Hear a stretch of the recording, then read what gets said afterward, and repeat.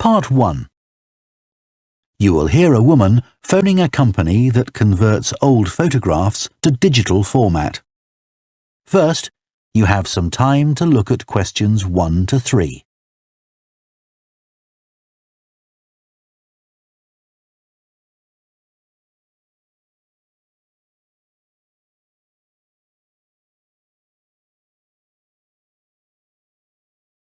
Now listen carefully and answer questions 1 to 3.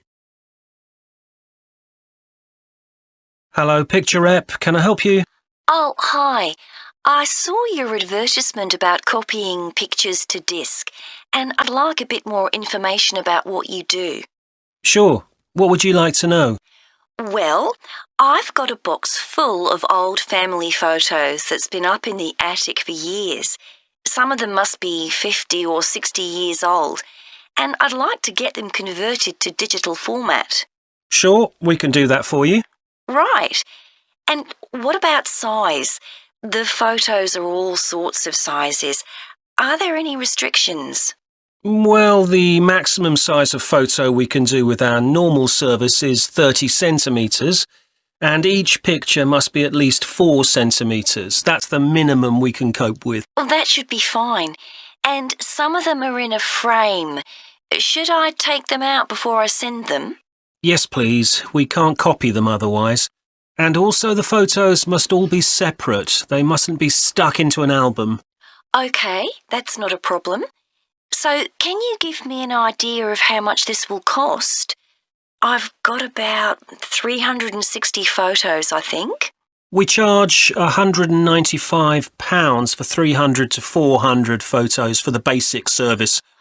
OK, and does that include the disc? Yes, one disc, but you can get extra ones for £5 each. That's good. So do I need to pay when I send you the photos? No, we won't need anything until we've actually copied the pictures. Then we'll let you know how much it is, and once we've received the payments, we'll send the parcel off to you. Right.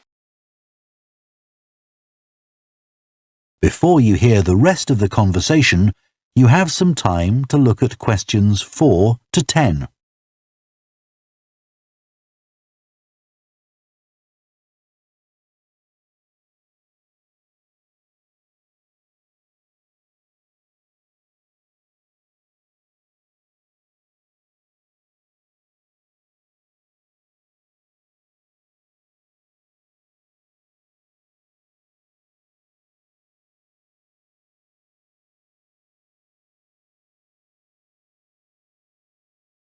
Now listen and answer questions 4 to 10. Is there anything else you'd like to ask about our services? Yes, I've roughly sorted out the photos into groups, according to what they're about. So can you keep them in those groups when you copy them? Sure, we'll save each group in a different folder on the disk, and if you like, you can suggest a name for each folder. So I could have one called Grandparents, for instance. Exactly. And do you do anything besides scan the photos? Like, can you make any improvements? Yes, in the standard service, each photo is checked, and we can sometimes touch up the colour a bit or improve the contrast. That can make a big difference. OK, and some of the photos are actually quite fragile. They won't get damaged in the process, will they? No, if any look particularly fragile, we'd do them by hand. We do realise how precious these old photos can be. Sure. And another thing is we can make changes to a photo if you want. So if you want to remove an object from a photo or maybe alter the background, we can do that. Really? I might be interested in that. I'll have a look through the photos and see. Oh, and talking of fixing photos, I've got a few that aren't properly in focus. Can you do anything to make that better? No, I'm afraid that's one thing we can't do. OK. Any other information I can give you? How long will it all take? We aim to get the copying done in 10 days. Fine. Right, well, I'll get the photos packed up in a box and post them off to you. Right. If you've got a strong cardboard box, that's best. We've found that plastic ones sometimes break in the post. OK. Right, thanks for your help. Bye. Bye. That is the end of part 1. You now have half a minute to check your answers to part 1.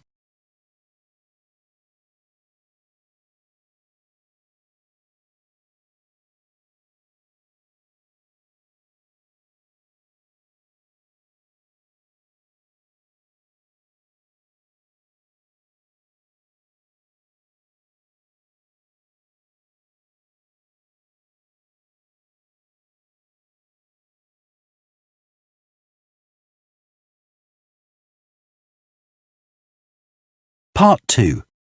You will hear a head teacher talking to parents of pupils about changes at the school. First, you have some time to look at questions 11 to 15.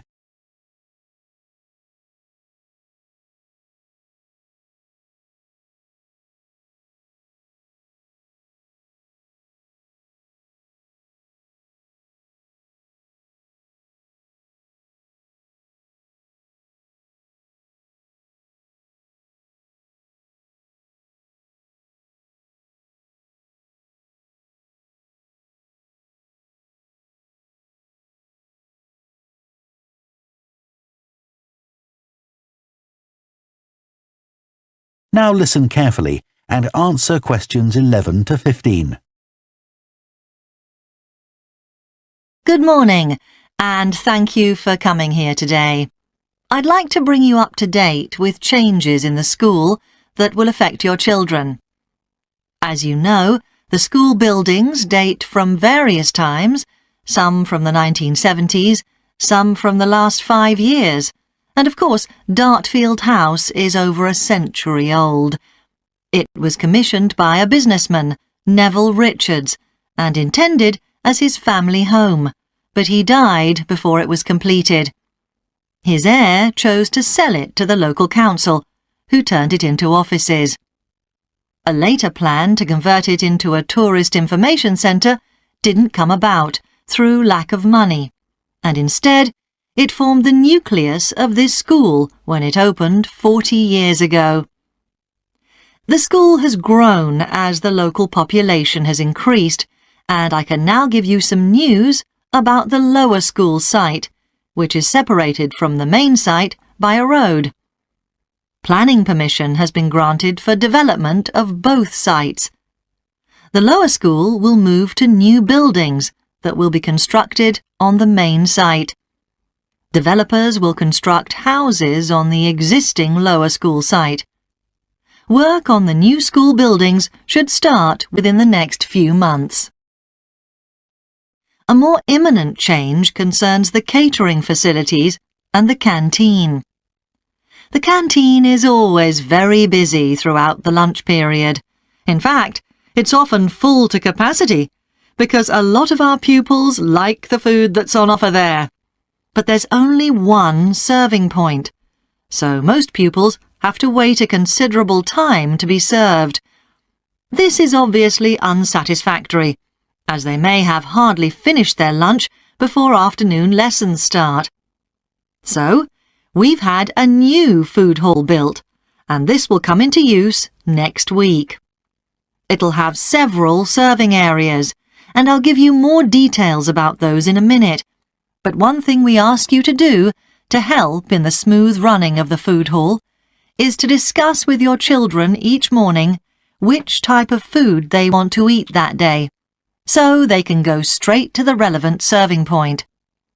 There won't be any junk food, everything on offer will be healthy, and there's no change to the current system of paying for lunches by topping up your child's electronic payment card online. You may be wondering what will happen to the old canteen. We'll still have tables and chairs in there, and pupils can eat food from the food hall or lunch they've brought from home. Eventually, we may use part of the canteen for storage, but first, we'll see how many pupils go in there at lunchtime.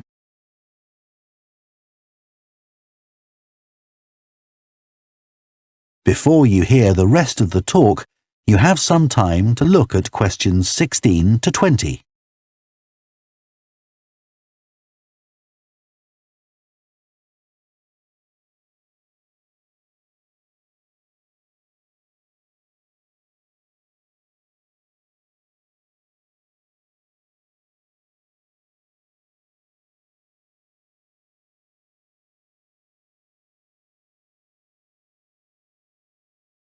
Now listen and answer questions 16 to 20.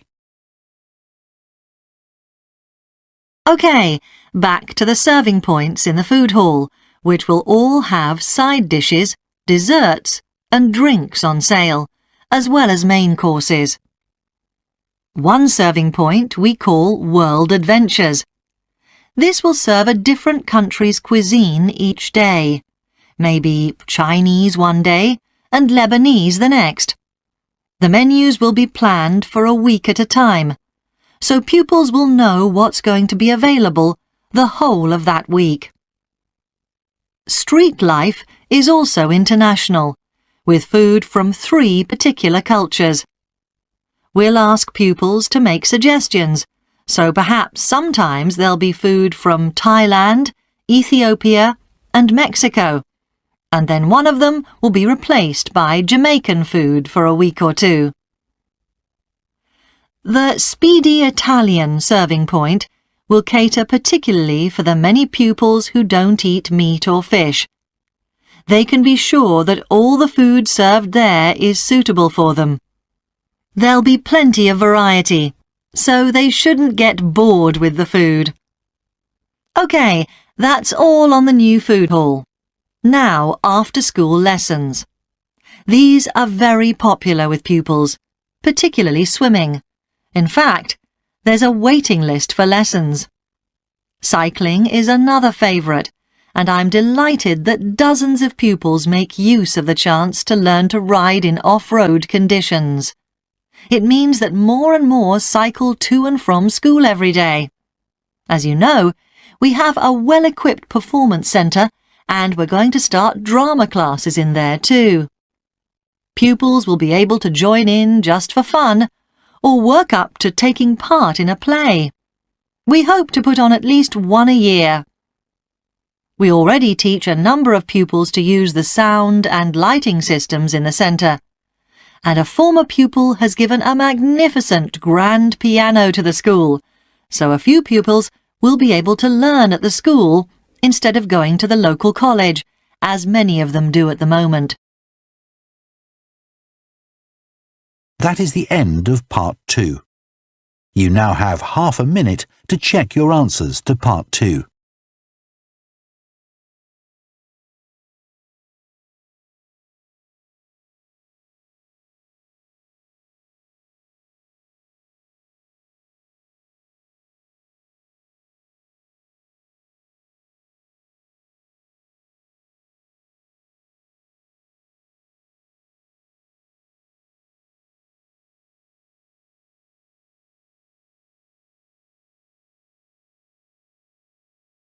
Part 3. You will hear 2 psychology students, called Luke and Susie, discussing their assignment on sleep and dreams. First, you have some time to look at questions 21 to 24.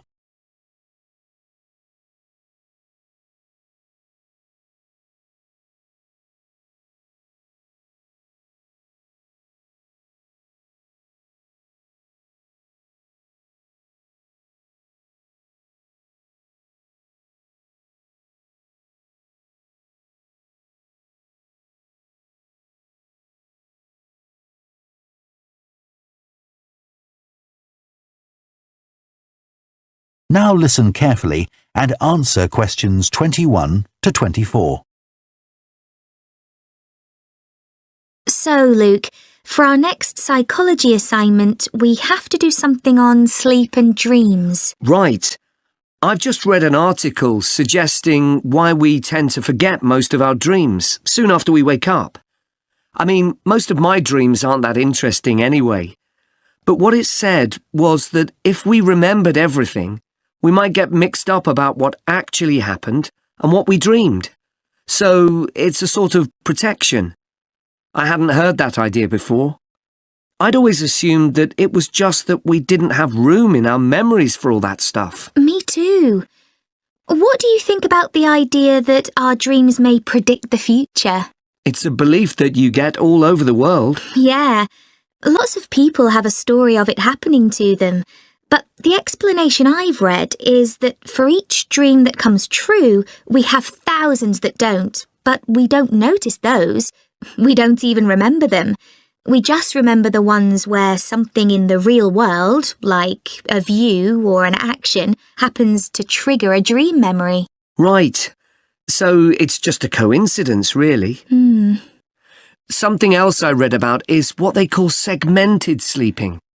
That's a theory that hundreds of years ago, people used to get up in the middle of the night and have a chat or something to eat, then go back to bed.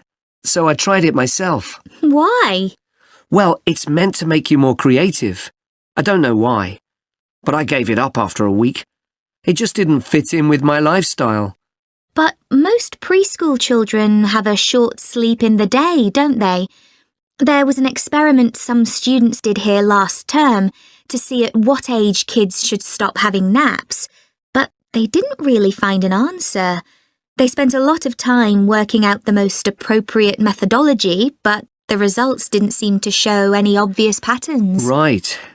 Anyway, let's think about our assignment. Last time I had problems with the final stage, where we had to describe and justify how successful we thought we'd been. I struggled a bit with the action plan too. I was okay with the planning, but I got marked down for the self-assessment as well. And I had big problems with the statistical stuff. That's where I really lost marks. Right. Before you hear the rest of the discussion, you have some time to look at questions 25 to 30.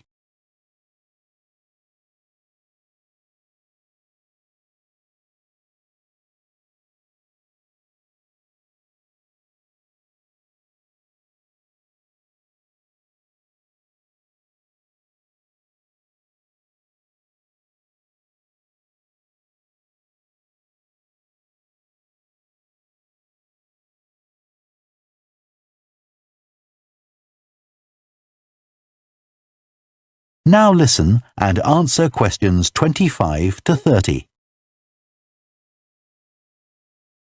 So, shall we plan what we have to do for this assignment? Okay. First, we have to decide on our research question. So, how about, is there a relationship between hours of sleep and number of dreams? Okay. Then we need to think about who we'll do the study on. About 12 people? Right. And shall we use other psychology students? Let's use people from a different department. What about history? Yes, they might have interesting dreams. Or literature students. I don't really know any. OK, forget that idea. Then we have to think about our methodology. So we could use observation, but that doesn't seem appropriate. No.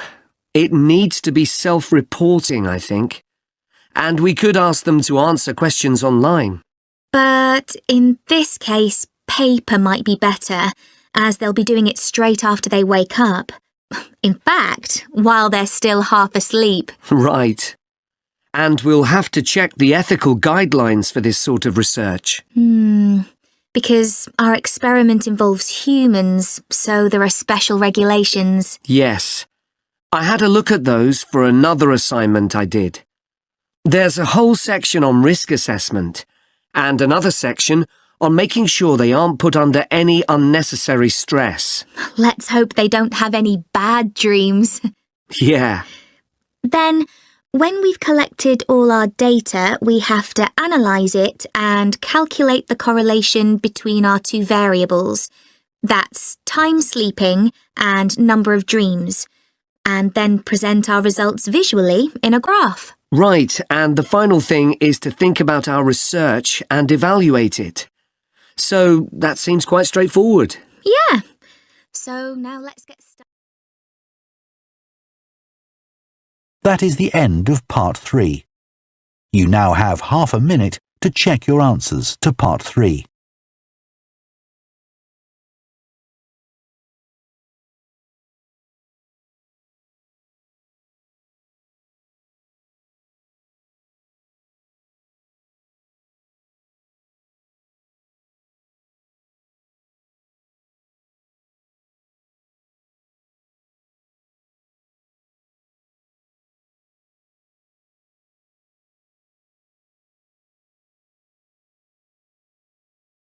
Part 4. You will hear a sports science student giving a presentation on the health benefits of dance. First, you have some time to look at questions 31 to 40.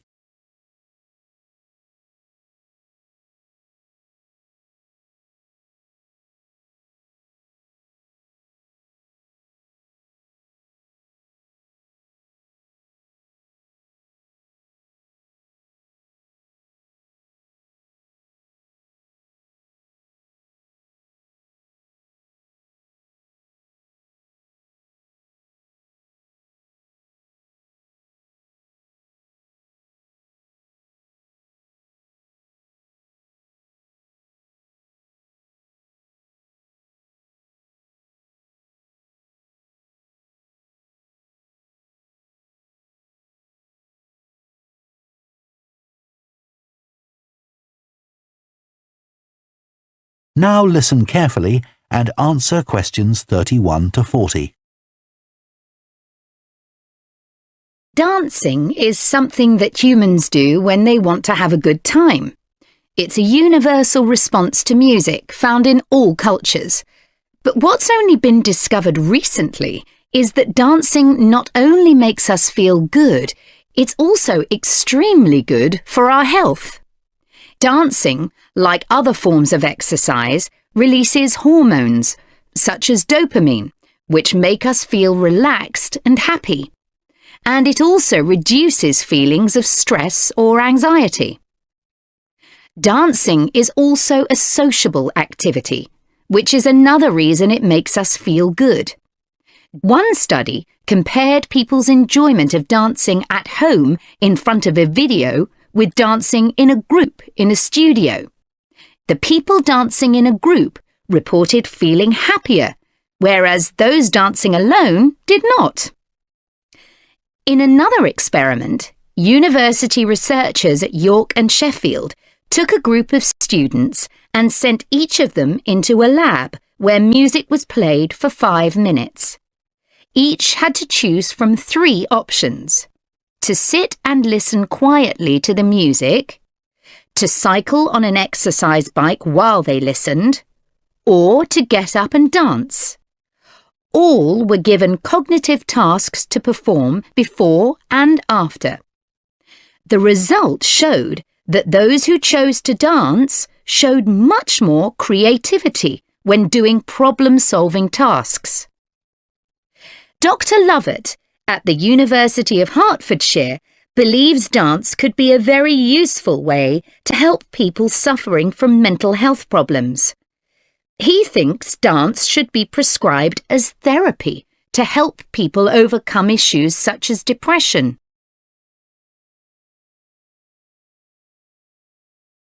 It's well established that dance is a good way of encouraging adolescent girls to take exercise. But what about older people? Studies have shown that there are enormous benefits for people in their 60s and beyond. One of the great things about dance is that there are no barriers to participation. Anyone can have a go, even those whose standard of fitness is quite low.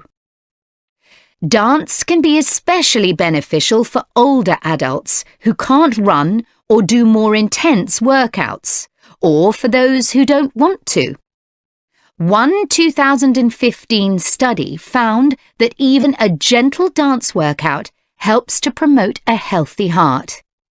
And there's plenty of evidence which suggests that dancing lowers the risk of falls, which could result in a broken hip, for example, by helping people to improve their balance. There are some less obvious benefits of dance for older people too. One thing I hadn't realised before researching this topic was that dance isn't just a physical challenge. It also requires a lot of concentration, because you need to remember different steps and routines. For older people, this kind of activity is especially important because it forces their brain to process things more quickly and to retain more information. Current research also shows that dance promotes a general sense of well-being in older participants, which can last up to a week after a class.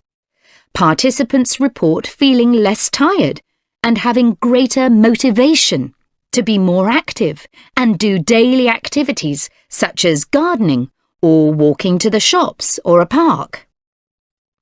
Ballroom or country dancing, both popular with older people, have to be done in groups. They require collaboration and often involve touching a dance partner, all of which encourages interaction on the dance floor. This helps to develop new relationships and can reduce older people's sense of isolation, which is a huge problem in many countries.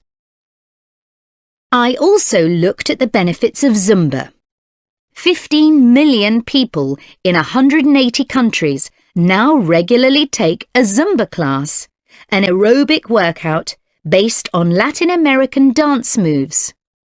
John Porcari, a professor of exercise and sports science at the University of Wisconsin, analysed a group of women who were Zumba regulars and found that a class lasting 40 minutes burns about 370 calories. This is similar to moderately intense exercises like step aerobics or kickboxing. A study in the American Journal of Health Behaviour showed that when women with obesity did Zumba 3 times a week for 16 weeks, they lost an average of 1.2 kilos and lowered their percentage of body fat by 1%.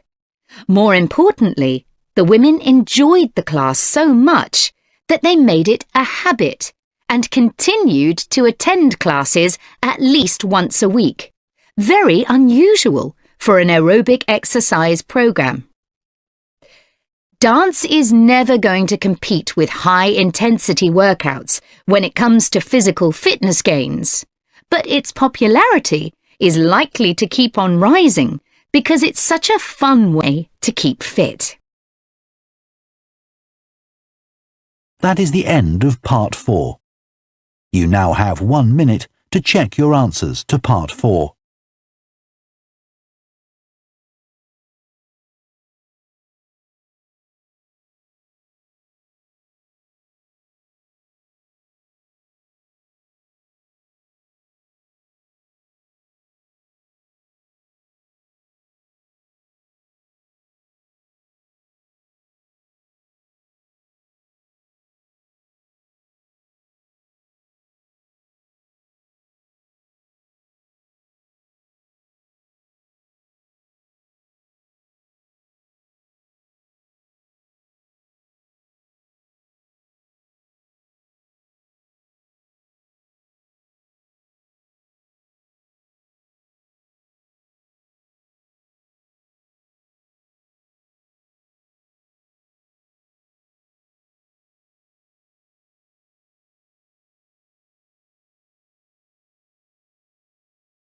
That is the end of the listening test. In the Ielts test, you would now have 10 minutes to transfer your answers to the answer sheet.